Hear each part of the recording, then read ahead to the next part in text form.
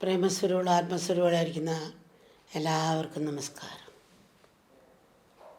Shri Dharmendra Pradhan, Shri John മാരി ലിംഗ് ഈ ആദരവിനും ഇങ്ങനെയൊരു അവസരം ഉണ്ടാക്കിയതിനും കലിംഗ യൂണിവേഴ്സിറ്റിയുടെ സ്ഥാപകൻ ശ്രീ അച്യുത സാമന്തയ്ക്കും സ്വിറ്റ്സർലൻഡ് പാർലമെൻ്റ് അംഗമായ ശ്രീ നിഖിനും ശ്രീ വേദപ്രകാശിനും ശ്രീ സുസ്മിത സമാന്തിക്കും ശ്രീ വരുൺ സൂത്രയ്ക്കും ഈ യൂണിവേഴ്സിറ്റിയിലെ മറ്റ് അധികാരികൾക്കും ഹൃദയം നിറഞ്ഞ നന്ദി രേഖപ്പെടുത്തിയിട്ട് ഭക്തന്മാരുടെ സ്നേഹവും സമർപ്പണത്തിനുള്ള പ്രയത്നവും കൊണ്ടാണ് ഈ സ്ഥാപനത്തിന് എന്തെങ്കിലും കാരുണ്യ പ്രവർത്തനം ചെയ്യാൻ സാധിച്ചത്. അതുകൊണ്ട് ഈ ആദരവ് അവരുടെ നിറഞ്ഞ ഹൃദയത്തിന് മുമ്പിൽ അമ്മ സമർപ്പിക്കുന്നു. ചരിത്രത്തിൻ്റെ ഏടുകളിൽ സ്വർണ്ണ ലിപികൾ കൊണ്ട് എഴുതിയ ഒരു മഹാസംഭവത്തിൻ്റെ ഓർമ്മകൾ ഉറങ്ങുന്ന ഭൂപ്രദേശമാണ് കലിംഗ. ഒരു മഹായുദ്ധത്തിൻ്റെ രക്തച്ചൊരിച്ചിൽ കണ്ട് ഹൃദയം നൊന്ത അശോക ചക്രവർത്തിയുടെ മനപരിവർത്തനവും അതിലൂടെ നിത്യമായ ശാന്തി തിരഞ്ഞെടുത്ത മണ്ണുമാണ്. കാരുണ്യത്തിൻ്റെ മുള പൊട്ടി ഒഴുകിയ ഈ മണ്ണിൽ കലിംഗ ഡീംഡ് യൂണിവേഴ്സിറ്റിയുടെ സ്ഥാപകൻ ശ്രീ അച്യുത സമാന്തി നടത്തുന്ന ജീവകാരുണ്യ പ്രവർത്തനത്തെ അമ്മ ഹൃദയപൂർവ്വം അഭിനന്ദിക്കുന്നു. യഥാർത്ഥത്തിൽ മനുഷ്യനുണ്ടാകേണ്ട പരമപ്രധാനമായ ഘടകം ബോധാനുകമ്പയാണ്. ആ പാതയാണ് ഈ കലാലയം പിന്തുടരുന്നതെന്ന് അറിഞ്ഞതിൽ അമ്മയ്ക്ക് വളരെ സന്തോഷമുണ്ട്. ഇവിടുത്തെ പരമ്പരാഗതമായ ദേശവാസികളായ പതിനായിരങ്ങൾക്ക് താങ്ങും തണലുമായി നിൽക്കുന്ന ഈ സ്ഥാപനം എന്നറിഞ്ഞതിൽ അമ്മയ്ക്ക് അങ്ങേയറ്റം സന്തോഷമുണ്ട്. ഈ ലോകത്തിലെ സകല ചരാചരങ്ങളും ഏകമായ ചൈതന്യത്തിൻ്റെ വിവിധ മുഖങ്ങളും ഭാവങ്ങളുമാണ്. അതുകൊണ്ട് ജീവനുള്ളതും ഇല്ലാത്തതുമായ സകലതിനെയും സ്നേഹത്തോടും ആദരവോടും സേവന മനോഭാവത്തോടും നമ്മൾ പരിഗണിക്കണം. അതാണ് ഭാരത ദർശനം. അതാണ് ഭാരതം ലോകത്തിന് കാണിച്ചു കൊടുത്ത മഹത്തായ സന്ദേശം. സനാതനധർമ്മത്തിൽ സൃഷ്ടിയും സൃഷ്ടാവും രണ്ടല്ല എന്ന് പറയുന്നുണ്ടല്ലോ. സ്വർണ്ണത്തിലും കമ്മലുമാലമുണ്ട്, കമ്മലുമാലിലും സ്വർണ്ണമുണ്ട്. നമ്മളിപ്പോൾ 100 കുടത്തിൽ വെള്ളമുള്ളതുകൊണ്ട് സൂര്യൻ്റെ പ്രതിബിംബം നൂതായി പ്രതിഫലിക്കും. പക്ഷെ സൂര്യനൊന്നല്ലേ ഉള്ളൂ. അതുപോലെ നമ്മളെല്ലാം അടങ്ങിയിരിക്കുന്ന ഒരു ആത്മാവാണ്. എന്താ കണ്ട് മറ്റുള്ളവരെ കൂടി നമ്മൾ പരിഗണിക്കാൻ നോക്കണം. വലത് കൈ വേദനിച്ചാൽ ഇടത് കൈ തലോടുന്ന പോലെ മറ്റുള്ളവരുടെ ദുഃഖം തൻ്റെ ദുഃഖമായി കാണാൻ ശ്രമിക്കുന്നത് നല്ലതായിരിക്കും. വിദ്യാഭ്യാസം എന്ന പദത്തിന് ഇംഗ്ലീഷിൽ എഡ്യൂക്കേഷൻ എന്നാണല്ലോ പറയുന്നത്. ആ പദത്തിൻ്റെ ശരിയായ അർത്ഥം ഉള്ളിലുള്ളതിനെ പുറത്ത് കൊണ്ടുവരിക എന്നതാണ്. അതെല്ലാവർക്കും അറിയാവുന്നതാണല്ലോ. നമ്മൾ അവനവൻ്റെ ഉള്ളിൽ അന്തർലീനമായിരിക്കുന്ന ശക്തി ഉണർത്താൻ സഹായിക്കുന്നതാണ് വിദ്യാഭ്യാസം അല്ലെങ്കിൽ എഡ്യൂക്കേഷൻ. ഇന്നത്തെ വിദ്യാഭ്യാസം നമ്മുടെ കഴിവുകളെ പൂർണ്ണമായി ഉണർത്താനുള്ള ആണോ എന്ന് നമ്മൾ ചിന്തിക്കേണ്ടിയിരിക്കുന്നു. ഇപ്പോൾ ഉദാഹരണത്തിന് ഒരു പോട്ടർ തലയിൽ ചുമടെടുക്കും. അതേ തല കൊണ്ടൊരു സയൻറ്റിസ്റ്റ് എന്താണ് ചെയ്യുന്നത്? ഇതുപോലെ നമ്മളിലെല്ലാവരും കഴിവുകളുണ്ട്. അതിനെ ഉള്ളിൽ നിന്ന് ഉണർത്താനുള്ള സാഹചര്യങ്ങൾ കുറച്ചുകൂടി കൊടുക്കുന്നത് നല്ലതായിരിക്കാം. ഇത് പറയുമ്പോൾ അമ്മ എൻ്റെ ചെറുപ്പത്തിലൊരു കാര്യം ഓർമ്മ വരികയാണ്. എൻ്റെ വീട്ടിൽ കോഴികളെ വളർത്തുമായിരുന്നു. അത് നാടൻ കോഴികളാണ്, ബ്ലോക്ക് കോഴിയല്ല. അത് കുറച്ച് മുട്ടയിട്ട് കഴിഞ്ഞാൽ പിന്നെ അത് കുറച്ച് നാളത്തേക്ക് മുട്ടയിടത്തില്ല. അത് അടയിരിക്കുന്നതെന്നാണ് പറയുന്നത്. ഒരു മൂലയിൽ പോയിട്ട് അനങ്ങാതിരിക്കും. ഒരു പനി പോലെ ഒരു മൂലയിൽ പോയിരിക്കും. അടുത്തുപോലും ആളുള്ളപ്പോലും അടുപ്പിക്കില്ല. ഇര കുത്തി തിന്നാൻ പോകത്തില്ല. കൊടുത്താലും തിന്നാൻ ഇരിക്കില്ല. കുത്തി തിന്നാൻ പോകത്തില്ല. അടുത്തോടെ ഇരുന്നാൽ ശബ്ദമുണ്ടാകും. അപ്പം അങ്ങനെ ഇരുന്നാൽ പിന്നെ 5-6 മാസം അങ്ങനെ ഇരിക്കും. ചിലപ്പോൾ ചത്തം തന്നെ പോകാൻ ഇടയുണ്ട് ഓടിച്ചു വിട്ടില്ലെങ്കിൽ. അപ്പോൾ 5 ദിവസം അങ്ങനെ ഇരുന്ന് കണ്ട അമ്മ ആ കോഴിയെ പിടിച്ച് വെള്ളത്തിലേക്ക് എറിയും. അപ്പോൾ വെള്ളത്തിൽ മുങ്ങിപ്പോകാതിരിക്കാൻ വേണ്ടി വെപ്രാളത്തിന് കോഴി ചിറകടിച്ച് കരയ്ക്കോട്ട് വരും. പിന്നെയും അമ്മ വെള്ളത്തിലിറങ്ങി, പിന്നെയും ചിറകടിച്ച് കരയ്ക്കോട്ട് വരും. അങ്ങനെ 4-5 പ്രാവശ്യം എറിഞ്ഞ് കഴിയുമ്പോൾ ആ കോഴി പിന്നെ നടന്ന് പിന്നെ മുകളിലേക്ക് ഇരിക്കാൻ പറ്റില്ല. നടന്ന് ഇര തിന്നിട്ട് ഒരു 15 ദിവസം കഴിയുമ്പോൾ മുട്ടയിടും. സത്യത്തിൽ ഈ കഴിവ് ഇതിനുണ്ടായിരുന്നല്ലോ. പക്ഷെ അങ്ങനെ ഇരുന്നുകൊണ്ടല്ലേ അതിനെ ഉണർത്തി കൊണ്ടുവരാൻ സാധിക്കാം. ഇതുപോലെ നമ്മുടെ ഉള്ളിലെ തപസ് മാറ്റി കഴിവുകൾ ഉണർത്താൻ നമുക്ക് സാധിക്കും എല്ലാവർക്കും ശ്രമിച്ചാൽ. ഇന്ന് വിദ്യാഭ്യാസം അനീകരണമാണ്. കേൾക്കുന്നത്, വായിക്കുന്നത്, പറയുക, ഈ ഒക്കെ രീതിയിൽ മാത്രമാണ് പോകുന്നത്. ഇത് പറയുമ്പോൾ ഒരു വെസ്റ്റേൺ രാജ്യത്തിലെ ഒരു പ്രൊഫസറോട് അമ്മയോട് സംസാരിച്ച് പറഞ്ഞു, അമ്മ ഇന്ത്യയിൽ നിന്ന് സ്കോളർഷിപ്പിനും പി എച്ച് ഡിക്ക് വേണ്ടിയും ജോലിക്ക് വേണ്ടിയും അപേക്ഷ വരാറുണ്ട്. പക്ഷേ 90% ആൾക്കാരും ഒരേ രീതിയിലാണ് എഴുതുന്നത്. ഇത് കാണുമ്പോൾ ചൂട്ടി വേസ്റ്റ് പാട്ടിലിടും. അപ്പോൾ ഇതിൻ്റെ അർത്ഥം നമ്മൾ അനീകരണത്തിൽ മാത്രം നിൽക്കുന്നു എന്നാണ്. അതുകൊണ്ട് നമ്മൾ ഒന്നുകൂടെ ശ്രദ്ധിക്കുന്നത് നല്ലതായിരിക്കും. വിദ്യാർത്ഥിയുടെ കഴിവുകൾ ഉണർത്തുന്ന രീതിയിലാണോ ഇന്നത്തെ വിദ്യാഭ്യാസ സമ്പ്രദായം മുന്നോട്ട് പോകുന്നത് നമ്മൾ ഓരോരുത്തരും ചിന്തിക്കേണ്ടിയിരിക്കുന്നു. തീർച്ചയായും പേരും പണവും പ്രസക്തിയും കൊണ്ടുവരാൻ ഇത് സഹായിക്കും. പക്ഷേ അതുകൊണ്ട് മാത്രം ജീവിതം പൂർണ്ണമാകുമോ? അതാണോ ജീവിതം? നമ്മൾ കുറേയേറെ ബുക്കുകൾ വായിക്കുകയും മത്സരിച്ച് പരീക്ഷ പഠിക്കുകയും ഒരു ഡിഗ്രി സമ്പാദിക്കുകയും അതിലൊരു തൊഴിൽ നേടുകയും ഉപജീവനം നടത്തുകയും ചെയ്യുന്നത് മാത്രമാണോ ജീവിതം? ഉപജീവനവും ജീവനവും രണ്ടാണ്. ഉപജീവനത്തിന് വീട് വേണം, കാറ് വേണം, ജോലി വേണം, മറ്റ് സുഖസൗകര്യങ്ങളൊക്കെ വേണം. പക്ഷേ ഇതൊക്കെ ഉണ്ടെങ്കിലും ജീവിതം സുഖമാണ്.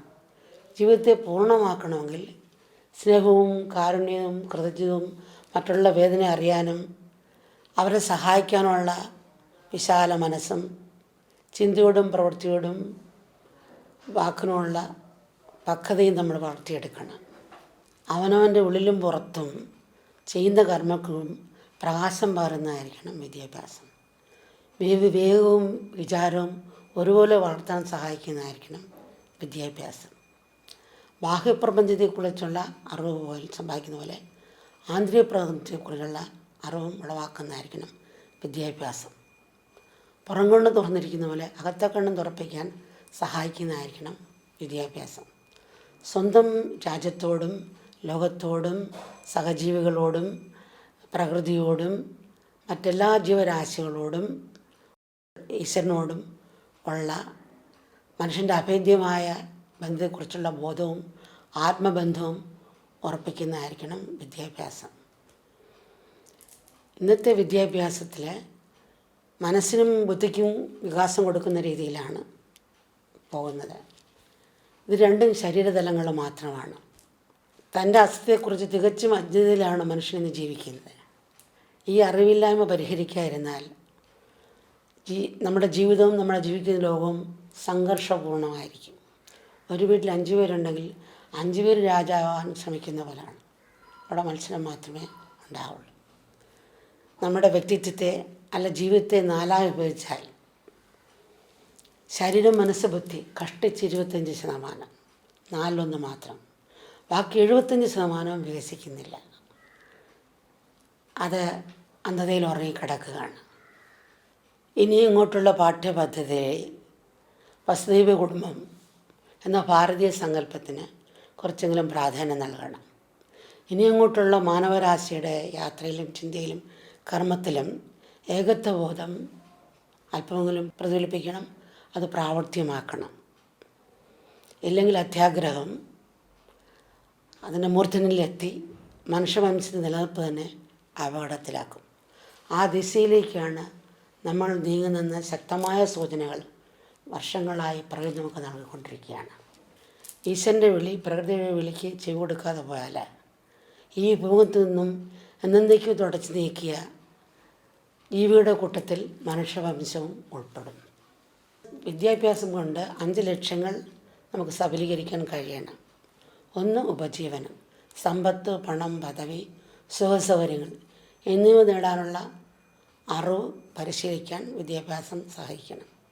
2, ശാരീരികമായ ആരോഗ്യവും ആവശ്യങ്ങളെക്കുറിച്ച് വിവരം നൽകുന്ന അതേ പ്രാധാന്യത്തോടെ ആരോഗ്യപൂർണമായൊരു മനസ്സുണ്ടാവാനും വികാരവചാരങ്ങളിൽ പക്വതയുണ്ടാകാനും വേഗമുണ്ടാകാനും വിദ്യാഭ്യാസം സഹായിക്കണം.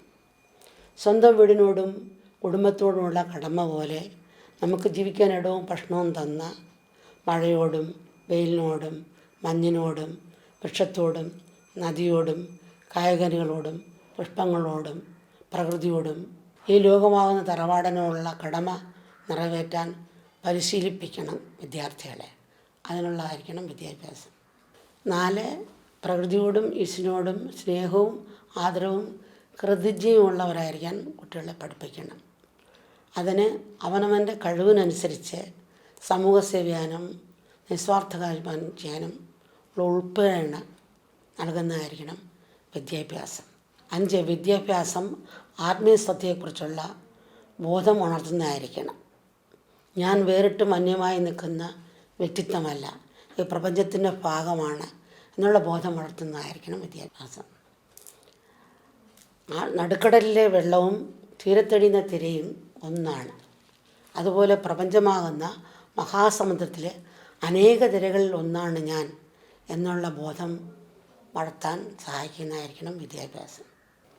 ബാഹ്യമായ വിവരശേഖരണം ഒരു പാലം പോലെയാണ്. അതിലൂടെ സഞ്ചരിച്ച് അന്തർലീനമായിരിക്കുന്ന അറിവിൻ്റെ വെളിച്ചത്തിലേക്ക് നമ്മൾ എത്തിച്ചേരണം. ആ ലക്ഷ്യത്തിൽ എത്തിച്ചേരാനുള്ള തപസ്സാണ് വിദ്യാഭ്യാസം. അതുകൊണ്ട് വിദ്യാഭ്യാസ കാലം ധ്യാനാത്മകതയുടെ കാലമായിരിക്കണം. അടിത്തറയിൽ ഊന്നി നിന്നുകൊണ്ട് അറിവ് സമ്പാദിച്ചാൽ ജീവിതം മതവും മത്സരവും നിറഞ്ഞതാകില്ല.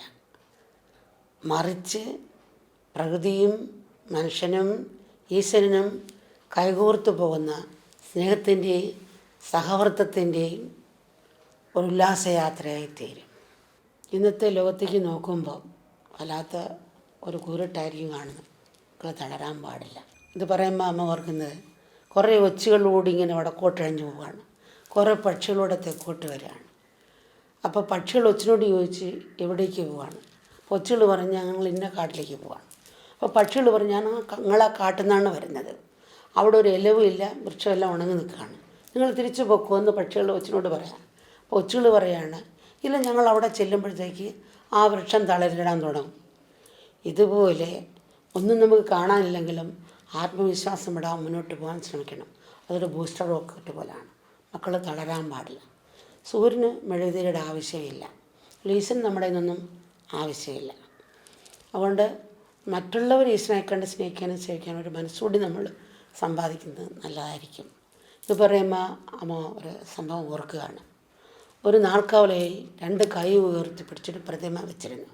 കഴുത്തിലൊരു തകരം എഴുതി തൂക്കിയിരുന്നു. അതിലെഴുതി ഇങ്ങനെ എൻ്റെ കയ്യിലേക്ക് വരുമെന്നാണ് എഴുതിയത്. അപ്പം കാലക്രമത്തിൽ 2 കൈയും പോയി പ്രതിമയുടെ. അപ്പോൾ ചുറ്റുമുള്ള ആൾക്കാർ ഒരു കമ്മിറ്റി എടുത്തിട്ട് പറഞ്ഞു, ഈ പ്രതിമ മാറ്റിയിട്ട് വേറൊരു പ്രതിമ വയ്ക്കാം. അപ്പോൾ വേറൊരു ഗ്രൂപ്പ് പറഞ്ഞു, വേണ്ട, ഈ പ്രതിമ മാറ്റേണ്ട, 2 കൈയും വെച്ചാൽ മതി. അപ്പോൾ വേറൊരു ഗ്രൂപ്പ് കൈയും വയ്ക്കണ്ട, പ്രതിമ മാറ്റണ്ട, ഇങ്ങനെ ഇരിക്കട്ടെ. അപ്പോൾ വേറൊരു ഗ്രൂപ്പ് പറഞ്ഞു, അങ്ങനെയാണെങ്കിൽ കഴുത്തിൽ എഴുതിയിരിക്കുന്നത് നിങ്ങളുടെ കയ്യിലേക്ക് വരുമെന്ന് എഴുതിയിരിക്കുന്ന കൈയില്ലാതെ എങ്ങനെയാണെന്ന് വെച്ചാൽ ശരിയാണോ? അപ്പോൾ അതിന് ഒരു കാര്യം ചെയ്യും, ആ എൻ്റെ കയ്യിലേക്ക് വരുമെന്ന് എഴുതിയിരിക്കുന്ന താഴെ എൻ്റെ കൈ നിങ്ങളിലൂടെ എന്ന് എഴുതി ചേർക്കാൻ പറഞ്ഞു. അപ്പോൾ ഈശ്വരൻ്റെ കൈ നമ്മളിലൂടെയാണ്. ഈശ്വരൻ്റെ കൈ നമ്മുടെ കൈയിലൂടാകണം, കണ്ണിലൂടാകണം, നാവിലൂടാകണം. അങ്ങനെ ഓരോന്നിലും ആക്കാൻ നമ്മൾ ശ്രമിക്കണം എന്നുള്ളതാണ്. നമ്മുടെ ഏത് കർമ്മവും മധുരമാക്കണമെങ്കിൽ 3 ഘടകങ്ങൾ അടങ്ങിയിട്ടുണ്ട്: കാലം, പ്രയത്നം, ഈശ്വരകൃപ. നമ്മൾ എവിടെയെങ്കിലും യാത്ര പോകുമ്പം സമയത്തിന് നമ്മൾ ഇറങ്ങി വണ്ടി കയറി, ഇടയ്ക്ക് വെച്ച് ബ്രേക്ക് ഡൗൺ ആകാം, ആക്സിഡൻ്റ് ആകാം. അപ്പോൾ നമ്മൾ കാലവും പ്രയത്നം ഉണ്ടായിട്ട് കൃപയില്ലാത്തതുകൊണ്ട് അത് മധുരമാക്കാൻ പറ്റിയില്ല.